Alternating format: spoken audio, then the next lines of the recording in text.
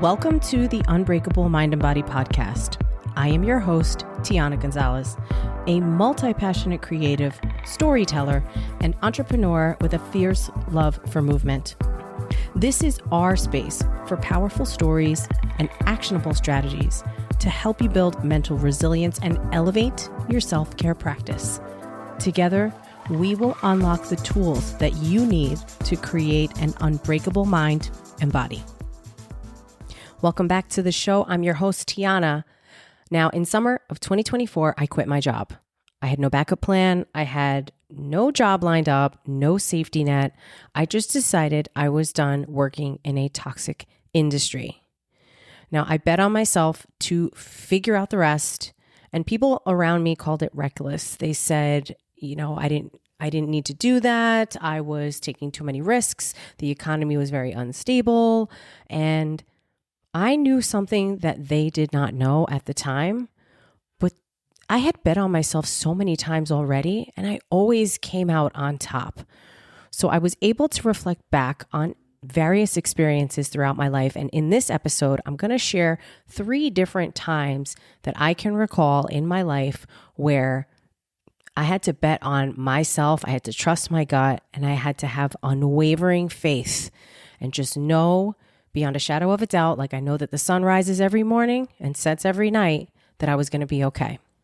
Now, at the end of this episode, I'm going to tie these 3 pretty major experiences together so we can find the common thread, and I will give you action items so that you can walk away from this episode, maybe reframing some of the things that you're experiencing right now and how you can find the common thread among your past experiences and your patterns so that when you find yourself at a crossroads and you need to make a decision, you can trust your gut, you can bet on yourself, and you can move forward having unwavering faith.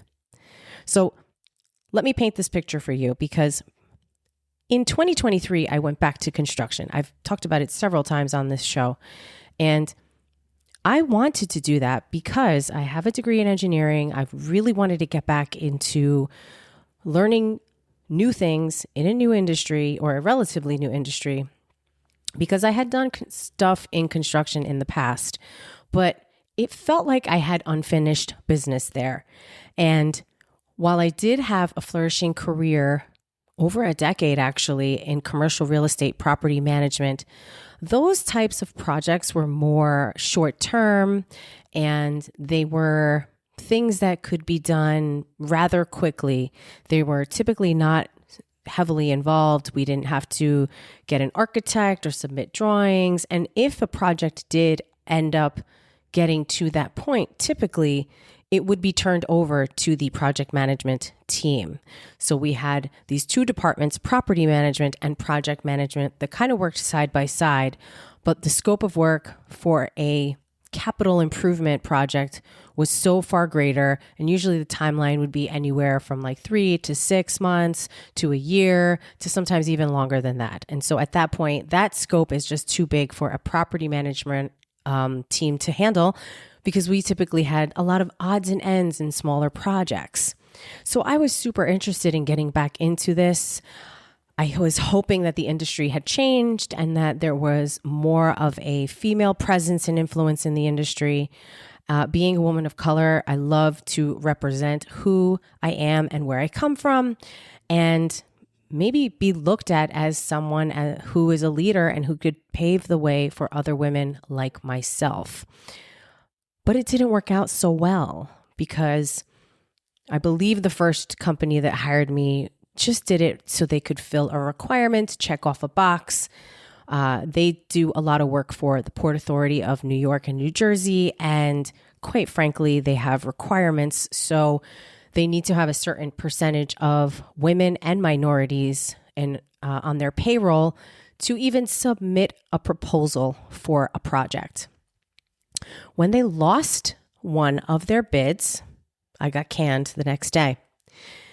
From there, I was unemployed for about 6 weeks, and then I found a job at a small little architectural and design office not too far from me. I wouldn't even say it's a team, because it was really like a one-man show. He had a few supporting people, and it just didn't work out. It was not a good fit.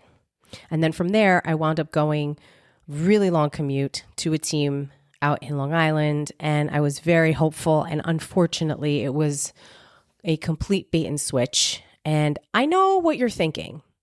There's 3 different jobs. What's the common denominator? The common denominator is me. And I have sat with this for a long time. I've had a lot of unresolved feelings about it because what ended up happening was when I went away to go to Power Monkey Camp in the spring of 2024, when I returned, I knew I had maybe another week or so left in me at the construction job before I was going to have to make a decision. We were embarking on some newer, bigger projects, which would have required more commitment from me. It was the beginning of the summer, and I wasn't really feeling it. I wasn't appreciating how I was being treated. I was being gaslit left and right.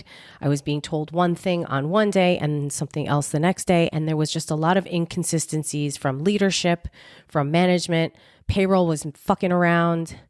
And when I returned from camp, I was informed that it was debated while I was away if I should be compensated for the week that I was away at camp because I was a relatively new hire, even though I informed them during the hiring process that I had this trip planned and it was a commitment and I couldn't change my plans. So again, you see this example of somebody or someone or a team saying like, yes, that's fine. And then when it comes down to it, it's not fine. And so when you're planning your life and you're thinking about your livelihood and your mental health and your well-being, there's a lot more to it than just a job or just a paycheck. Maybe if I was in my 20s, I would have stuck it out a little bit longer because I was learning things.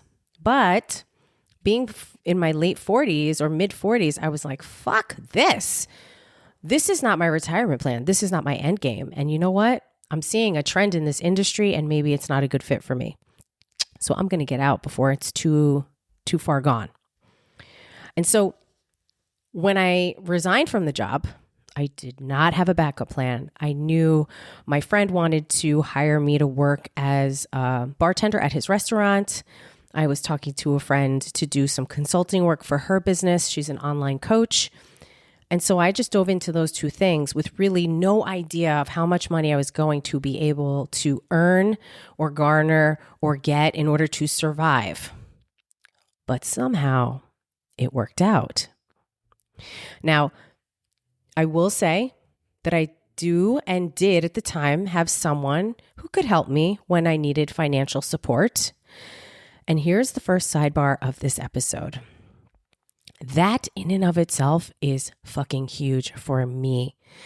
I grew up never asking for help, refusing to get help, not knowing how to receive, and saying no because I never wanted to feel like I owed anyone anything.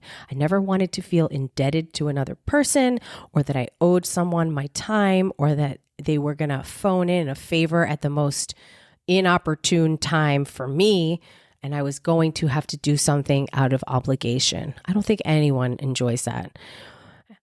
But over time, as a young adult and into my career, particularly in property management, there were many instances where I was gifted things and there was no strings attached, whether it was in personal relationships or even in working relationships. For example, when one of my vendors would treat me to dinner for the holidays or treat me to lunch, it wasn't always me alone, it was my entire team. And so it was an exercise of me saying, thank you, I appreciate the gesture, and moving on with my life. And that is fucking huge for me. And so did I know that I had a little bit of a cushion? Yes. But I didn't when I decided to quit my job. I actually did not know if that was going to be something I could tap into. And I really did my best. I was working at the restaurant probably 3 to 4 nights a week, very late nights, making drinks, working different theme parties, helping with events. I even did a little bit of management stuff towards the end of that summer season because they needed the help. And it was a lot on my feet. And it was also a lot of fun. And I remember my friend who had the consulting opportunity for me. It was full commission. I didn't get paid very much and it didn't last very long. And I remember, when I said like, hey, this isn't really working out, she said to me, every time you quit a job, you're starting over at zero. And now you are 45 at the time and you're starting yourself over again. And you just keep setting yourself back and back and back. Now, she's a business coach. So I was a little taken back by her advice because of all people, she should know that that is absolutely not true. Yeah, maybe I set myself back a little bit, but I wasn't going all the way back to zero, not all the way back to, let's say, the day after I graduated from college. Absolutely not. Because what about all of the transferable skills, life skills, and lived experiences that I had to tap into? And those lived experiences are the very thing that gave me the courage to stay true to myself in this really stressful, wobbly time in my life. So let's talk about some of those times, because it's from my lived experiences. It's from recalling what I felt like in those times and how I got myself out of it that gave me that strength. So in 2003, I was getting myself out of a very sticky, messy, volatile, and tumultuous relationship. I had been seeing this man for about a year and a half. I met him at the end of 2001. He was 6 years older than me. And it was hot and heavy in the beginning, and I was completely love bombed. And in my delusional state, I thought that this was normal, for somebody to want to be with me all of the time, to shower me with gifts, to take me out to dinner constantly, to give me all of his attention. And then little by little by little over time, the things that he initially said he loved about me, how I was independent, I was a hard worker, I put in the time at the gym to take care of myself, that I worked a second job serving beer at a bar in White Plains to have supplemental income because my full-time job was not that great. I mean, I had just graduated college at this point, so I was entry level. And all of those things that he loved about me so much started to bother him, and he started to slowly degrade me and slowly pick me apart bit by bit, piece by piece. It was tactical. It was strategic. It was so manipulative. And above all, it was so controlling. I started to feel like I was being smothered in my own house. Now, at this time, I had a cell phone, but it was common for most people to have a phone in their house, maybe with voicemail or an answering machine. And I remember he was upset with me once, and I was like trying to pinpoint it and figure it out. And then when I checked my answering machines, there was a message on my answering machine from my mother's boyfriend asking if I could pick up a cake for her birthday from a bakery local to where I live. And my boyfriend at the time, this maniac, was pissed off at me that another man, again, my mom's boyfriend, called my phone, left a message, and asked me to do something for him and that he would reimburse me. Where did he get my phone number? Who does he think he is? I mean, it just went on. And every single day of this relationship, it was just up and down and sideways. It was the most crazy roller coaster ride of emotions. I have never been in a situation like that since. But in 2003, I had enough. There had been a few instances where things got physical between us. There was one instance where my glasses were broken off of my face. There was another instance where I fell to the floor. We were I don't know, maybe wrestling each other or something. And I fell down to the floor and he was kicking me in the ribs. And I am so grateful that I got out of that situation when I did. I do sometimes kick myself for allowing it to go on as long as I did. But when I tell you that this person was like weeds in a garden, he just would not go away. He just would not leave me alone. And I knew probably, I don't know, I would say about 8 months to a year into the relationship, I knew that he didn't love me. I knew that he wasn't in love with me. I knew that he just wanted to control me. You know, I had been easy to manipulate in the beginning of the relationship. And it was just toxic from the start. It slowly, maybe the first month was like the honeymoon phase, and then it got toxic real quick. I lost a friendship because of this guy. I was isolated from my family. I remember even at my job, someone had touched me inappropriately in the office. And I reported it to HR and I reported it to my manager.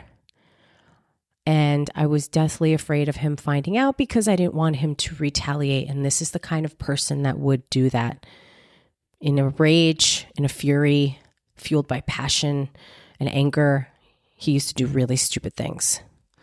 And I just really didn't want anyone to get hurt. So I kept it to myself. And when I finally got out of that relationship, and I mean, it took a while. It wasn't a clean break. It was probably weeks because he kept coming around and bothering me, or, you know, saying he was going to ring all of the buzzers in my apartment building at midnight if I didn't let him in to my apartment, or call the police and tell them that I threw him out of his own home, even though he didn't live there. And it was just a fucking nightmare. But I learned, and I learned a whole heck of a lot. And primarily what I learned was I never, ever want to make anyone feel this way. You see, prior to this relationship, I definitely had a temper, and I probably was toxic in my own ways. I mentioned in an earlier episode on the show that I went on a trip to Puerto Rico with a different person that I was dating several years prior to this incident or to this relationship. And I was pretty toxic on that trip. And so being with this person was almost like, whoa, a huge mirror of the little things about me that I wanted to change and to make better. And the point here of how this connects to my decision in 2024 is that, you know, I was depending on him for some of my bills financially. He had moved in temporarily and then he moved out. And that was part of like his little hook in my back. And I vividly recall him saying to me over the phone, "You'll never survive without me. I pay for this, I pay for that." And, you know, of course, the bills were in my name and he would give me the cash for it, right? And I remember saying to him, I don't care if I'm homeless. I don't care if I lose everything. I will live in a box and it will be my box on the street and you will not be allowed in it. Stay away from me. Leave me alone. And my saving grace in that whole situation is that my dad got out on parole and he moved in with me. And so that kept this toxic person away. And let me tell you, was it hard financially? Absolutely. Did I have to get another bartending job? Yes. So there was a period of time where I was working Monday through Friday full time, bartending at one place on Fridays, bartending at another place on Saturdays, and sometimes bartending at another place on Sundays. But I was doing what I had to do to make ends meet and to survive. And when you do something like that, and when you develop that grit, nothing can stand in your way and nothing can stop you. And small things stay small. They don't blow up and become these huge problems because you know you can get through it. Now, another instance where I had to trust my gut was after several years of competing in competitive bodybuilding. Now, I'd done a few shows probably from 2000, or I started the prep in 1999 until about 2003. I took a break for 6 years, and then I got back on the stage in 2009. And from 2009 to 2010, I did 5 or 6 shows, all very close together. That's a pretty short time frame to put yourself through a prep, you know, rebound a little bit, and then go right back into it. And it got to the point where my body was no longer responding. So while I was in preparation for 2 shows in 2010, and I was riding the wave and the high of doing really well the year prior, winning an overall title, getting a new Facebook group, and I had thousands of friends, quote unquote, and people in the industry, you know, giving me a thumbs up and kudos and congratulations. And I had all this new success and a whole new network. I was in the gym doing 2 to 3 hours of cardio per day, 7 days a week, and lifting weights anywhere from an hour to 90 minutes, 6 to 7 days a week. You heard me right. I was working out every single day, anywhere from 3 to 5 hours, on top of having a full-time job. Now, if you know anything about the human body, it is an amazing, fascinating machine. But the human body adapts. So if you start turning up the heat, it will respond, but then it will adapt. And then you're going to have to make some or other kind of change. See, change happens when you either apply pressure or you raise the temperature or you change the environment. And so in my case, my body was already so acclimated to doing so much exercise that every time I kept bumping up the exercise and trimming down on the food, I would see a little bit of a return and then I would continue to plateau. So it was like 2 steps forward, 1 step back, 2 steps forward, 1 step back. And I'm somebody who doesn't quit. I'm somebody who says, no, I'm going to see it through. I had already booked my hotel and flight and paid for my show entry. I had my suit. I was getting my tanning stuff. I had all the pieces in place. I just needed to get my body ready. And I was not going to quit. But what happened was I got my pro card. And not too long after that, I wound up seeing the telltale signs of some really serious damage to my metabolism. I had impacted my kidneys, my liver, my reproductive system. I had fibroids. I was gaining a ton of weight very quickly, and I was still eating on my bodybuilder diet. And there are a lot of people out there that would say, yeah, right, you probably let yourself go. You know, you were eating pasta every day or you were having tons of carbs. No. I stayed on that bodybuilding prep because I was so frightened that if I just released the Kraken, all hell was going to break loose. So what I mean by that is I got my pro card and I probably had a victory meal or 2. And then I was right back to the gym because I had gotten my body so accustomed to operating at a certain level that if you just stop, you're going to gain a ton of weight almost overnight, seemingly overnight. So you have to ramp it down. And maybe you've heard of what people call a reverse diet. Now, there's mixed thoughts about this reverse diet stuff because some people will say, well, you can reverse diet to try to soften the blow of the rebound after competing. It just means it's good. You're gonna drag it out a little bit longer, and you're gonna slowly start to pyramid back down, scaling back on your exercise and slowly including more food, more calories, more nutrients, and then more variety into your diet. So we're talking about, food sources, different textures, the way you're preparing your food.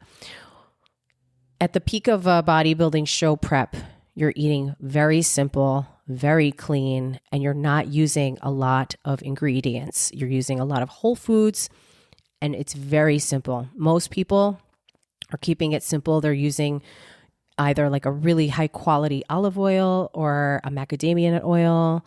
They're using salt and pepper, and they're keeping their cooking methods very simple. Maybe in a pan, like searing something, using an air fryer, or it's on a grill, or it's baked. It's very, very basic. So when you start adding all these new ingredients and new textures and new flavors, you have to do it slowly. But I did not even try to reverse. I was actually trying to stay as lean as I possibly could. So I was doing all of the exercise and adding just a little bit of variety with my food. And yet still, 6 months after I got my pro card, I was about 55 pounds heavier than I was on the day of my show. Now, the day of my show, I weighed probably around 110 pounds when I got the pro card. My normal weight was about 121. So yes, it was a lot heavier than show day, but it was still a lot heavier than my normal weight. And the only thing that I could do once I slowly started to surrender And I realized that I could not continue operating at that heightened frequency and that intensity level with my workouts. I slowly started to peel back, slowly started to pyramid down, and I just had to let go. And for a solid, I would say 2 to 2.5 years, I lived very uncomfortably in a body that felt like it was completely foreign to me. So my weight was above anything I had ever seen in my life. I think the highest I ever saw on the scale was 165. I am 5'1" in height. So for me, weighing 165 pounds was really uncomfortable. It was uncomfortable to walk up and down stairs. I hated the way that I looked. My skin felt really tight because I was so inflamed and just holding a ton of water underneath my skin. I slowly started to heal my body from the inside out. I continued exercising, but I was living in shame. I would go to the gym with a baseball hat pulled all the way down on my face, a hoodie with the strings like tightened right under my chin. I was hiding my complete body. Even in the summer months, I would work out with like a fully zipped up hooded sweatshirt and long pants. Yoga pants that had the fold over waistline were my absolute go-to because they didn't squeeze me or make me feel uncomfortable. And I wound up joining a different gym because I did not want to see everyone that I knew, people who saw me at my absolute best, and now they were going to see me at what I thought was my absolute worst. But in that time, I knew that I was going to find my way. Where a lot of people would have given up, where a lot of people would say, oh, this must be your new norm now. You just have to get used to it. I absolutely refused. I said, fuck no. There is no way. I am not going to stay here. I don't care how long it takes me. The time will pass regardless. And I didn't do it from a maniacal sense or from an obsessed sort of controlling sense. I didn't have any sort of messed up relationships with food, thank goodness. Although I do see it all the time where a bodybuilding show really can exacerbate what someone has going on under the surface. If you have mental health issues, it's certainly not going to make things better for you.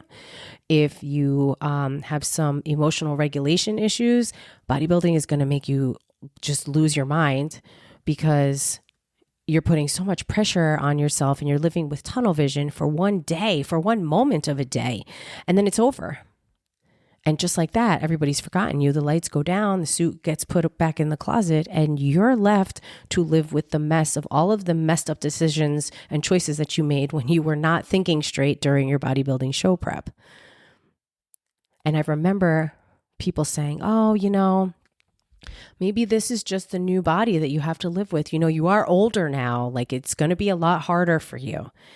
And I refused to accept that narrative. I refused to listen. I would tell people, you don't know what you're talking about. I would tell people, yeah, that might be true for somebody else, but not for me. And I have to say, it was a few years, but it was really, really, really uncomfortable for me because I felt like I was living in someone else's body. Now, I remember vividly in the summer of 2014, I had already changed careers. I had moved into personal training because of my personal experiences. I knew that I had to help other women that were going to be making the same mistakes that I did. That's really what was the catapult or the thing that like pushed me into getting into fitness full time, because this was not my dream gig, let me tell you, not at all.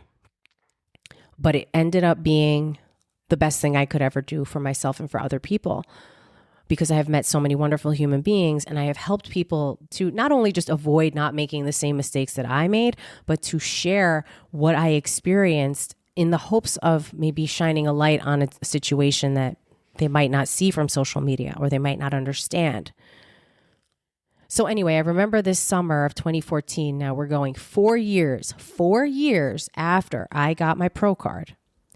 And I remember working out And I was working out at this big box gym I used to work at, which was awesome. I was there for over 5 years. I loved working there. I had great clients there and they treated me great. But I remember at some point I had to leave because I had outgrown everything. And I remember the summer of 2014, I had been at this gym for probably about 6 months. I started working there at the end of 2013. And I remember looking at myself in the mirror and saying, whoa, oh my gosh, wait a minute. I recognize that reflection for the first time.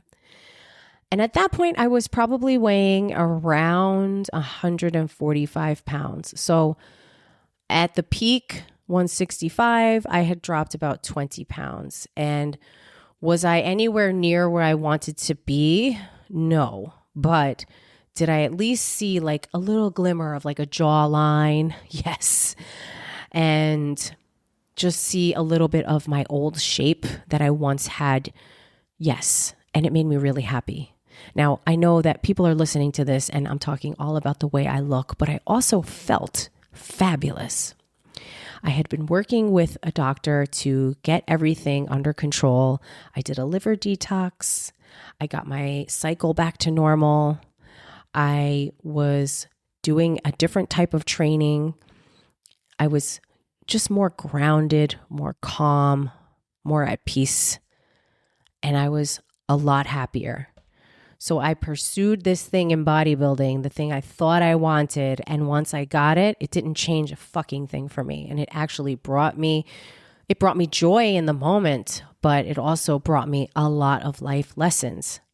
And it's through all of those experiences over, I would say, about 4 years of living in discomfort, of feeling insecure, of basically wearing the same 3 or 4 outfits because I refused to buy new clothing, of seeing my reflection and being like, all right, like doing the best I can with what I got right now, and knowing that I was not going to stay there, knowing that I was going to get to a better place, knowing that I was going to heal my body, knowing that I could get myself back to a place where I felt more comfortable, more confident, and felt joy again from the inside out. Now, the last story before I tie all of this together, and I know this episode is a little bit longer, but bear with me. In 2021, that was the last time I saw my dad, and we met for Father's Day. And I realized at the end of that meal that in order for me to move forward with my life, I was going to have to just remove myself from his. I supported my dad all through his bid in jail.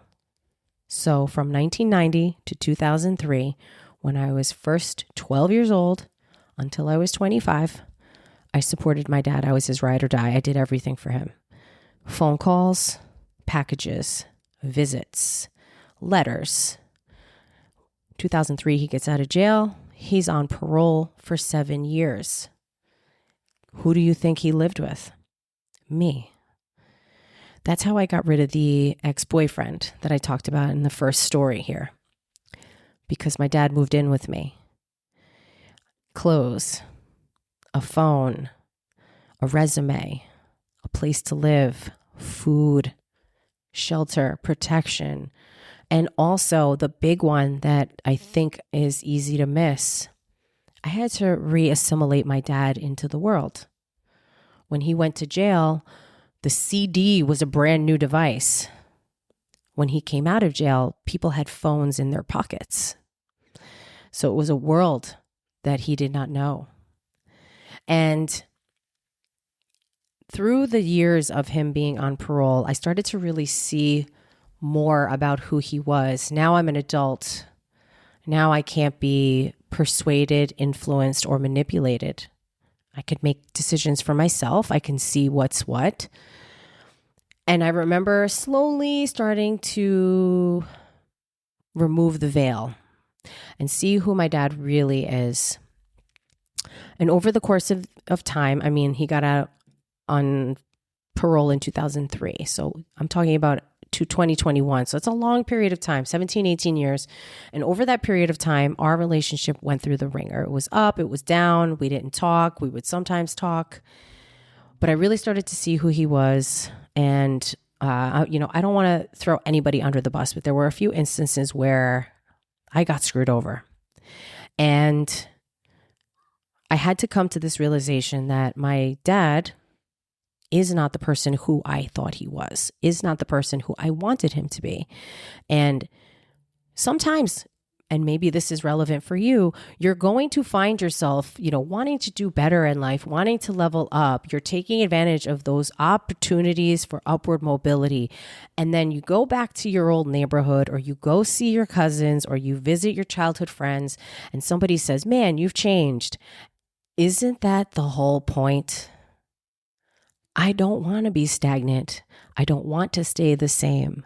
I want to continue growing and evolving. And if we can do that at the same pace and we're going in the same direction, amazing. But if we're not, that's also okay too, because I want you to come with me, but I'm not going to drag you. And I'm not saying, please no, I'm not saying that you have to do this and that it makes you a better person.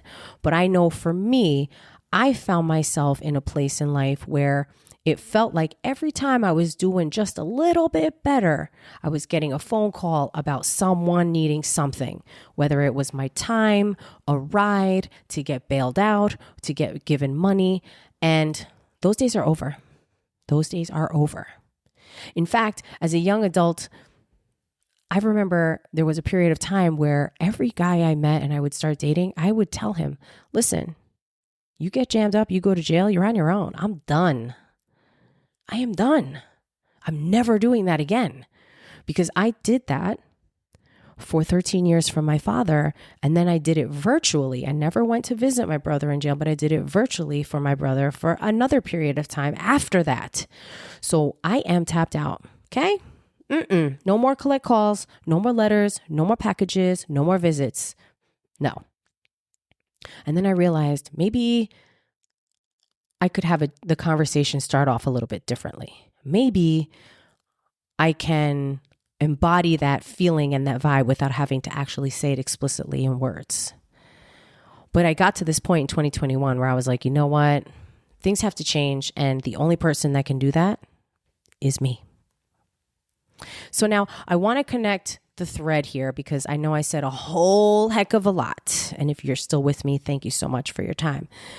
Because going back to 2003, getting out of an abusive relationship, 2000, I would say 10 up until about 2014, blindly leading myself through healing my body and my health from the inside out, even though I had absolutely no physical signs or manifestations that it was possible or that I could ever do it. I just had this unwavering faith in myself.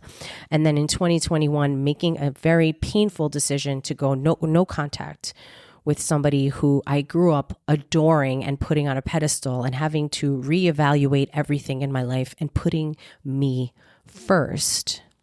And in all three of those instances, those were really difficult choices where I had to say, okay, I have to trust myself here. I don't have any concrete proof of anything. I don't have a roadmap. I don't have signs. I have absolutely nothing guiding me, but I know myself. And I know I can do hard things. And I know that I can trust myself to get through this challenge.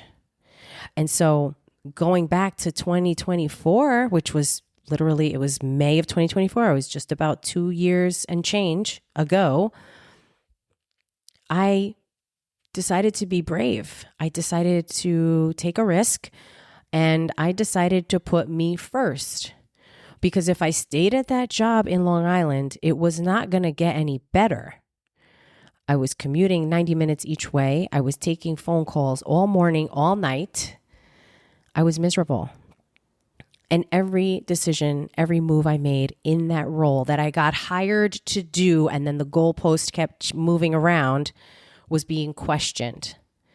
It was the most insane thing. It was like working for a team of narcissists where like one person said something and then they would gaslight you. And then the next day somebody else would say something and then gaslight you. And I was like, you guys are beyond fucked up.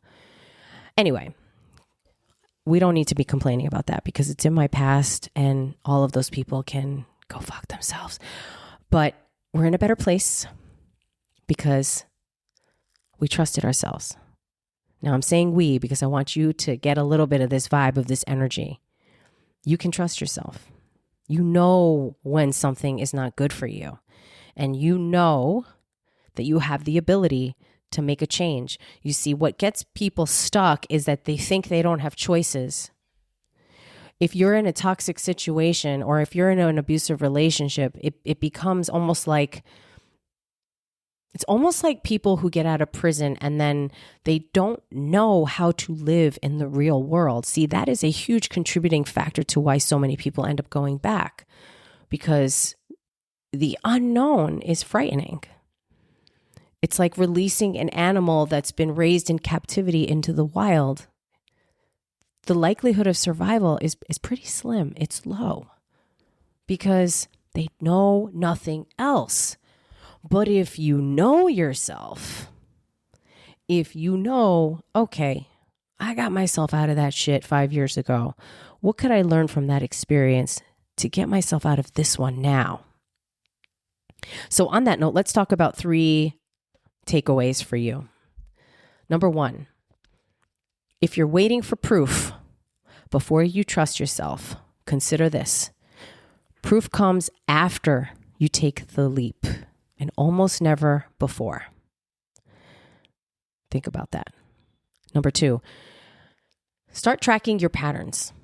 Look back at moments in your life where you trusted yourself with no confirmation. Can you think of any? Can you look at the patterns? That's your evidence that you can do it again. There's your proof. And then lastly, if you feel like you're protecting yourself from someone or something, a job, a relationship, a family member, reframe it so that you see it as establishing a boundary to put self-trust into action and not as something that you owe an explanation for. Stop saying you're sorry. So again, I would not have been so bold and acted so bravely in 2024 without my past lived experiences to think about, to touch upon, to rely on. And yes, that is what becoming unbreakable really means. It's about knowing that you got yourself. And this is why becoming unbreakable has become my life's mission. This is my life's work. It's not just about teaching women what not to do if they want to do a bodybuilding show, but it's really about teaching women that if they choose to do hard things repeatedly over and over on a consistent basis, they will develop self-trust. They will embody the things that they want. They will understand that they have the agency within, and they will develop self-autonomy and not dependency on someone else. See, when you get all of those things down pat, and it is a practice, it's never going to be perfect. But when you get all of those things down pat, you don't need anybody's approval. You don't need anybody's input. You don't need anybody's opinion because you got you. Thank you so much for being here. I really appreciate your time and attention week after week. If you enjoyed this episode, please do me a huge favor and rate the show and give me a couple stars. It helps the show become more visible and discoverable by other amazing people who want to join our community. I appreciate you as always, and I will catch you on the next one.